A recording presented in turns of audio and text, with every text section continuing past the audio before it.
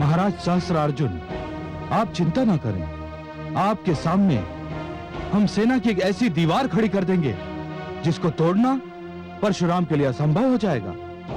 नहीं, यह उचित नहीं होगा। इस नीति में मुझे कोई बुद्धिमानी दिखाई नहीं देती। ऐसा क्यों महाराज? हम जो कुछ भी कर रहे हैं आपकी सुरक्षा को ध्यान में रखकर कर रहे हैं। इस समय हमारी सुरक्षा से भी महत्वपूर्ण है परशुराम का वध।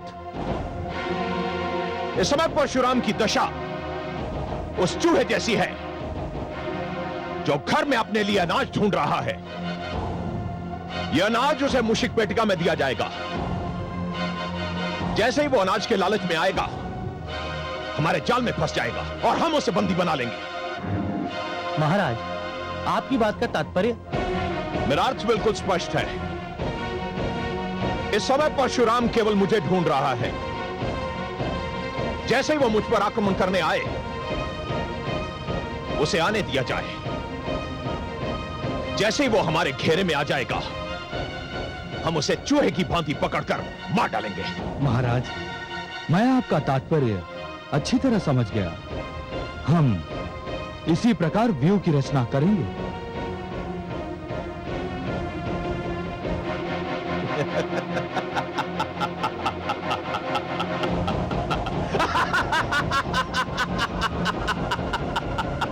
बेचारा परशुराम। परशुराम। नहीं, हम ऐसा नहीं करेंगे। हम ऐसा कदापि नहीं करेंगे। ऐसा क्यों? क्योंकि सहस्त्रार्जुन भी यही सोच रहा है।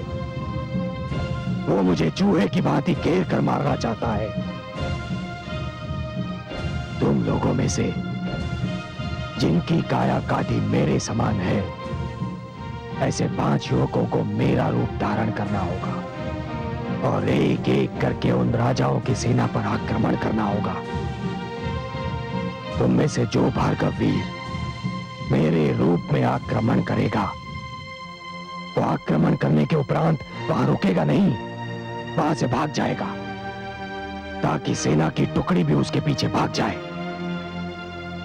तदुपरांत मेरा वेश धारण किए हुए दूसरा वीर सेना की दूसरी टुकड़ी पर आक्रमण करेगा और वो भी उसी प्रकार भागेगा।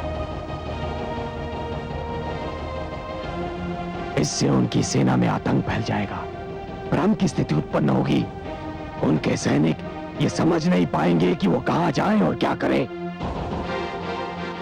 और ध्यान रहे, हमें उनके हाथों नहीं मरना है, हमें उन्हें मारना है। और कोई प्रश्न? नहीं, हम समझ गए, हम समझ गए, हम समझ गए।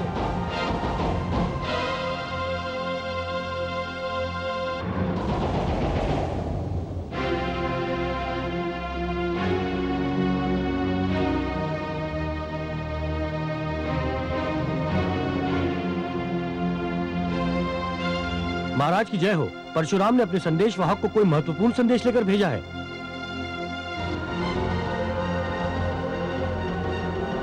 सावधान रहने की आवश्यकता है महाराज। हम परशुराम पर भरोसा नहीं कर सकते। हम है क्षत्रिय हैं। 4 पुत्रों के कटे हुए सर देखकर भी हम क्षत्रिय परंपरा को नहीं भुला सकते।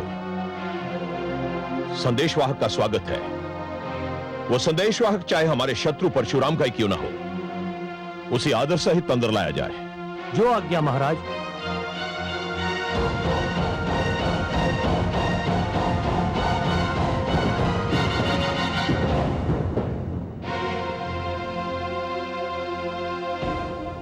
श्री राज राजेश्वर चक्रवर्ती सम्राट सहस्त्रार्जुन की जय हो।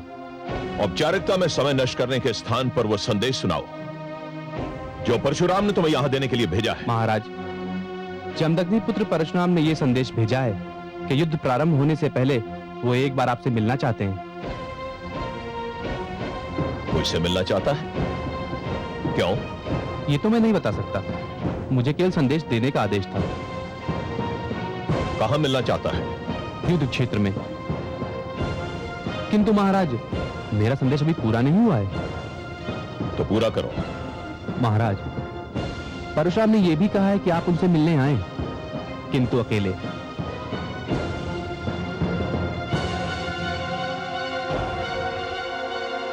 आपके साथ आपके सहयोगियों में से किसी को भी नहीं होना चाहिए।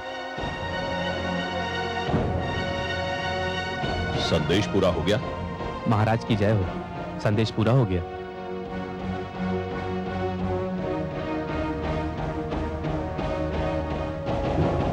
आपने क्या निर्णय लिया है महाराज? हम सोच रहे हैं। मेरे विचार में तो आपको वहां नहीं जाना चाहिए महाराज। महाराज, हम परशुराम पर विश्वास नहीं कर सकते। महाराज, आपके वहां जाने से संकट भी उत्पन्न हो सकता है। और हमारे ना जाने से क्षत्रिय गौरव का अपमान भी हो सकता है। क्षत्रिय गौरव के सम्मुख हमारे प्राणों का कोई मूल्य नहीं। हम जाएंगे, अवश्य जाएंगे। परशुराम से कहो कि हमने उसकी विनती स्वीकार कर ली है। हम उसे मिलने अवश्य आएंगे। महाराज की जय हो।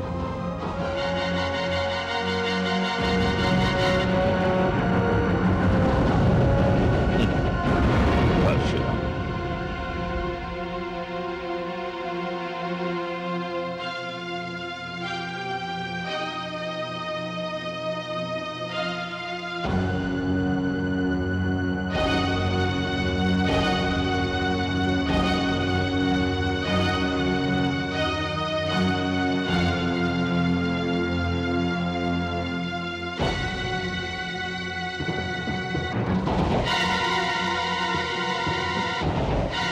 तुमने कदापि आशा नहीं की होगी कि मैं तुमसे भेंट करने आऊंगा। मुझे आशा ही नहीं, विश्वास था सहस्त्रार्जुन कि तुम आओगे। मुझे पूर्ण विश्वास था कि तुम आओगे और अकेले आओगे। इस विश्वास का कारण? सहस्त्रार्जुन, मैं है इतिहास और परंपरा से भलीभांति परिचित हूं। तो ये कहो कि तुम्हें है क्षत्रिय एकता ने भयभीत कर दिया है। सहस्त्रार्जुन, मैं संसार में किसी वस्तु से भयभीत नहीं होता। हाँ, कुछ बातें मुझे चकित अवश्य करती हैं। मैं समझा नहीं। मैं समझाता हूं।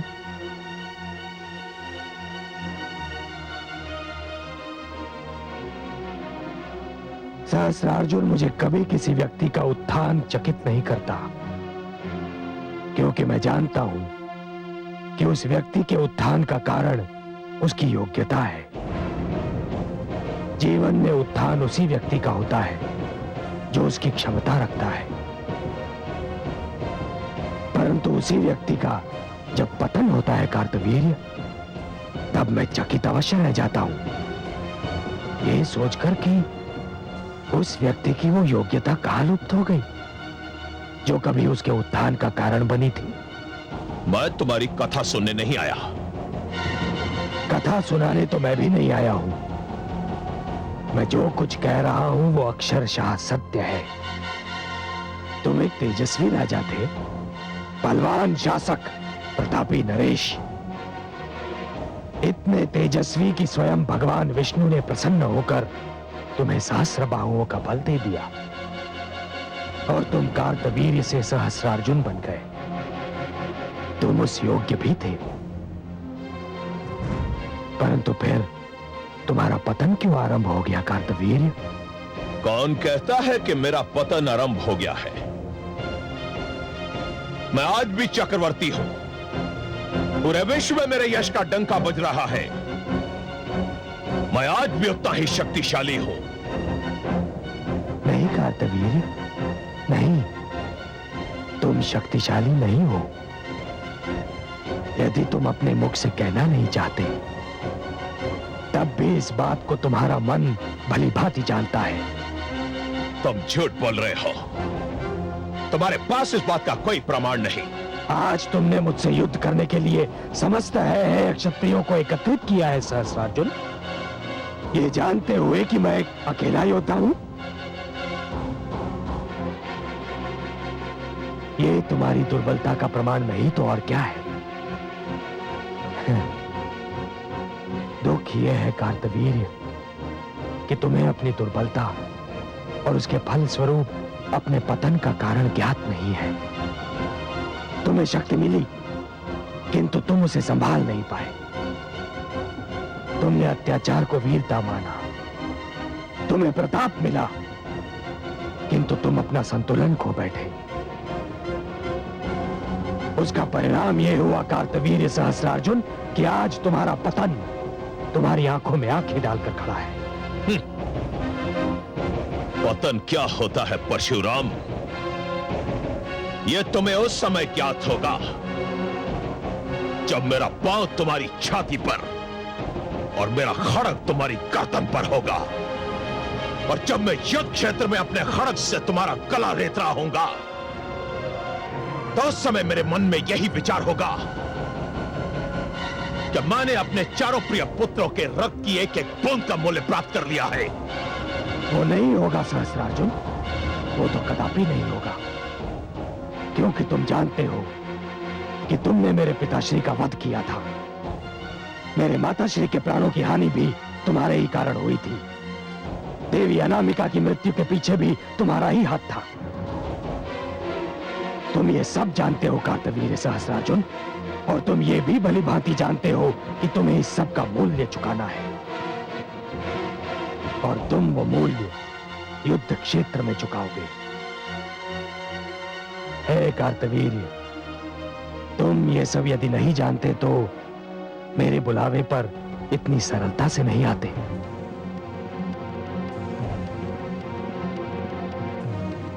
मुझे अब तक यह नहीं ज्ञात हो सका कि तुमने मुझे यहां आने का निमंत्रण क्यों दिया था।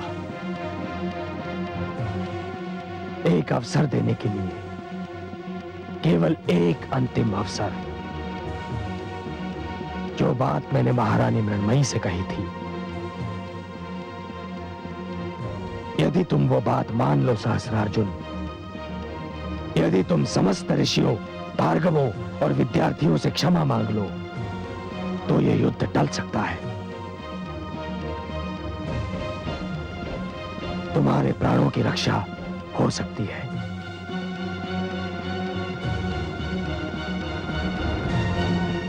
इसका उत्तर तुम्हें कल यही मिलेगा परशुराम, इसी युद्ध क्षेत्र में।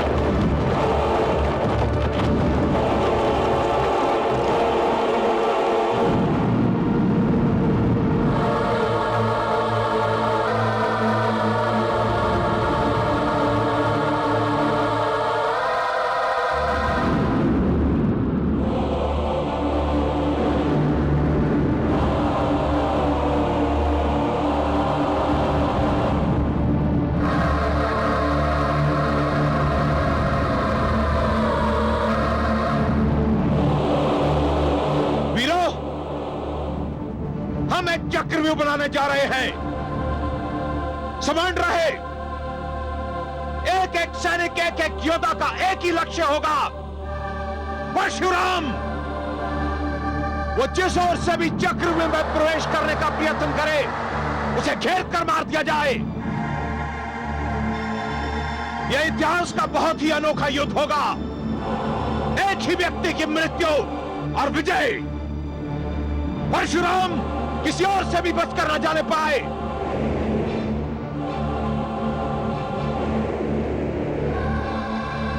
महाराज सहस्त्रार्जुन, युद्ध क्षेत्र तो रिक्त है। यह कैसा युद्ध है? यहां तो कोई प्रतिद्वंदी नहीं है।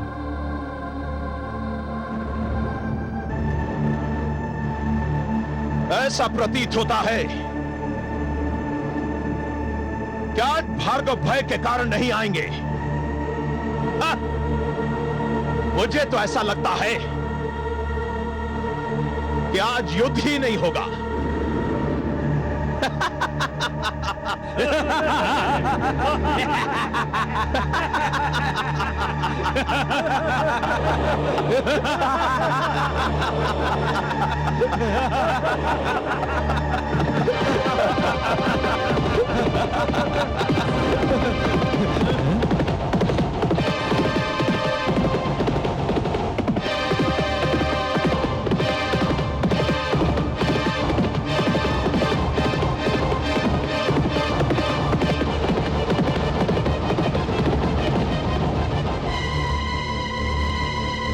परशुराम, उठा नरेश, आक्रमण करो। मुझे परशुराम का वध चाहिए। आक्रमण! आक्रमण!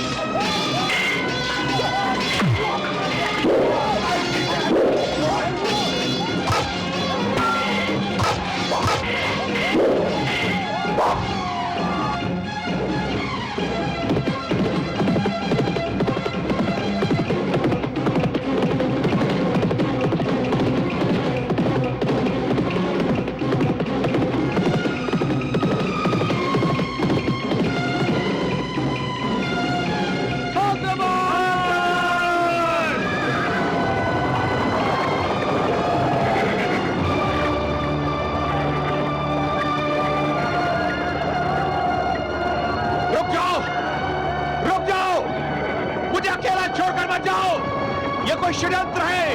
ये परशुराम नहीं है, लौटाओ लौटाओ, ये परशुराम नहीं है, लौटाओ।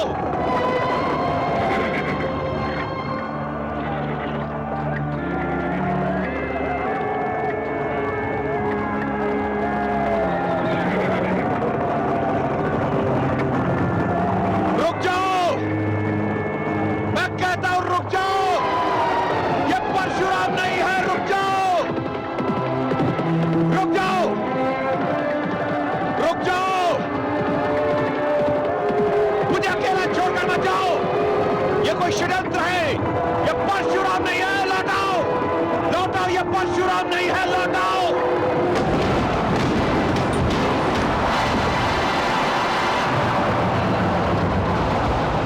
तुम सत्य कहते हो सहस्त्रार्जुन, परशुराम वो नहीं, परशुराम तो मैं हूं।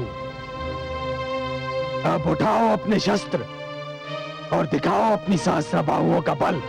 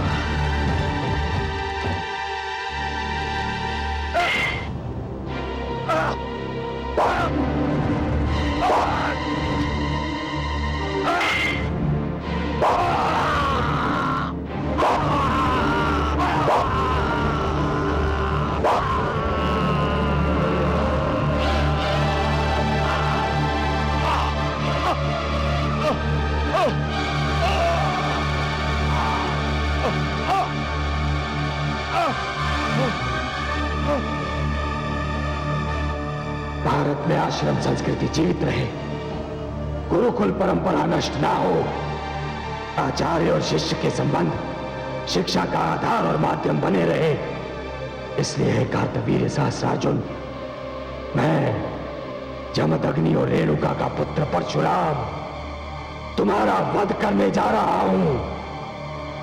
शंभो!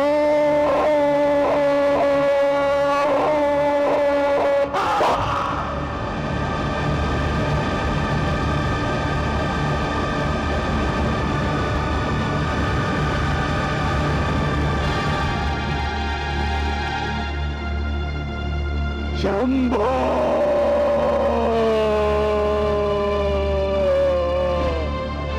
हे शंभो!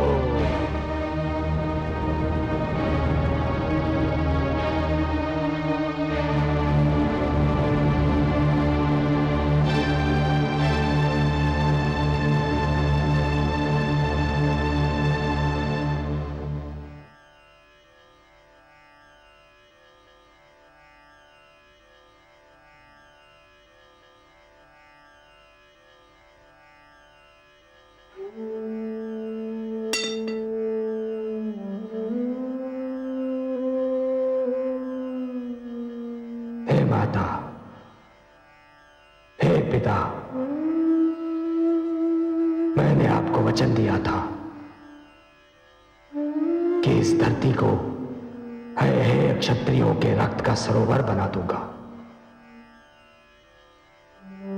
मैंने अपना वचन निभाया है माता।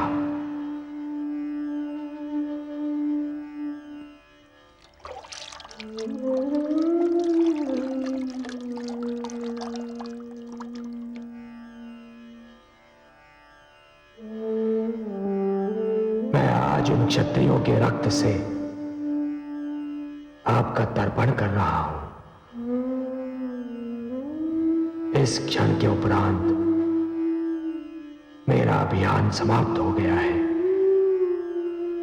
परशुराम एक इतिहास बन गया है माता। परशुराम एक इतिहास बन गया, वो इतिहास जो मानव को यह बताएगा कि अत्याचार का विरोध ना करना अत्याचार को सहयोग देना है। हे देवगण, हे ब्रह्मा, हे शिव शंभो, परशुराम ने अपना लक्ष्य पूर्ण कर लिया। मैंने अपना लक्ष्य पूर्ण कर लिया।